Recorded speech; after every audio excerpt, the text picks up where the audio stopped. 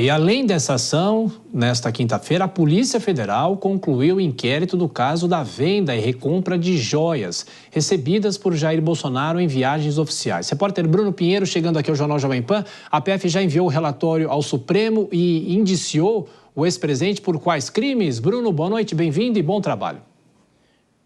Justamente, viu, Tiago? Já foi enviado sim ao Supremo Tribunal Federal. Ótima noite a você, sempre uma alegria, uma honra e uma satisfação. Vamos lá entender uma investigação longa, na verdade. Nas últimas semanas, investigadores da Polícia Federal estiveram nos Estados Unidos para tentar conversar com os comerciantes, com os lojistas envolvidos em relação a essa história sobre as joias que foram revendidas e sobre esse relógio que foi recomprado, inclusive, justamente como assistimos na reportagem sobre essas viagens oficiais e esses recebidos que não foram incorporados no acervo da Presidência da República. Além do ex-presidente, outras 11 pessoas também foram indiciadas.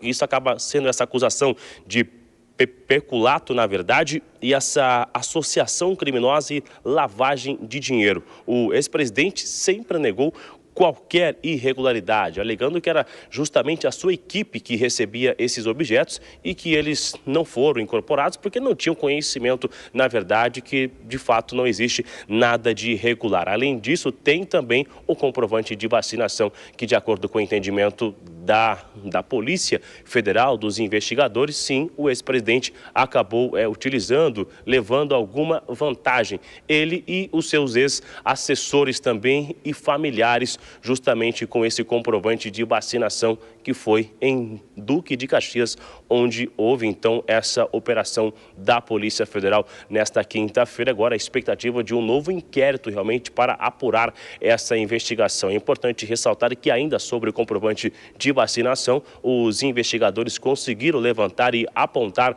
que lá no Palácio do Planalto um servidor, um computador, acessou justamente as informações do Conect SUS, onde tinham as informações que eram falsas sobre o comprovante de vacinação. O ex-presidente Jair Bolsonaro, ele sempre confirmou que não se vacinou. Eu conversei agora há pouco com o advogado de Mauro Cid, que respondeu que, diante disso, ele já havia sido indiciado e que ele está honrando todos os acordos que foram feitos com as autoridades e que esse indiciamento é só mais uma fase da investigação. Conversei também com a assessoria e responsável do advogado Iacef, que também afirmou que não foi Jair Bolsonaro e nem a mando de Mauro Cid que ele recomprou o relógio, aquele Rolex, que ele mesmo foi uma livre, espontânea vontade, que ele adquiriu esse relógio que foi revendido e levou até os homens da Polícia Federal e que tem, inclusive, todos os documentos que comprovam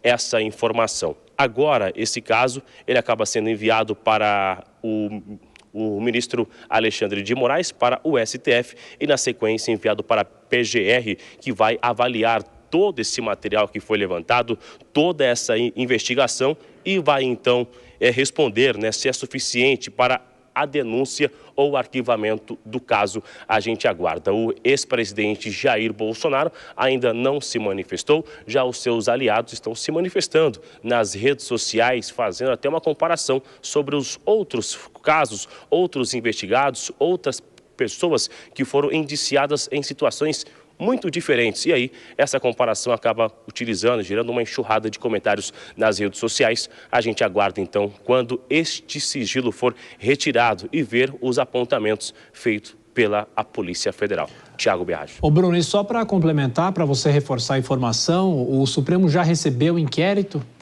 Só para ficar claro, por favor. Já foi enviado sim, agora pouco no final do expediente. Na verdade, este processo ele é físico, ou seja, ainda não está no sistema do Supremo Tribunal Federal. Foi enviado para o Supremo Tribunal Federal. Nas próximas horas, isso será enviado para o sistema da Suprema Corte. Os advogados, tanto de Bolsonaro quanto das outras 11 pessoas que foram indiciadas, alegam que não conseguiram acessar nenhuma informação ainda. Então, a partir de amanhã que isso já estiver no sistema da Suprema Corte, haverá o processo, o rito ali, que é justamente de solicitar acesso a essas informações os advogados dos que foram indiciados. Então, neste momento, já está no Supremo Tribunal Federal, sim, conforme adiantamos aqui na Jovem Pan. Perfeito. Bruno Pinheiro, de Brasília, com as últimas informações. Bom trabalho para você. Dora Kramer, a pergunta política. O que esse indiciamento pode representar? Claro que tem todo ainda um processo. Daqui a pouco a gente vai falar sobre a questão jurídica disso, mas o Bruno nos antecipa que o documento físico já está no Supremo, não entrou ainda no sistema. Dora Kramer.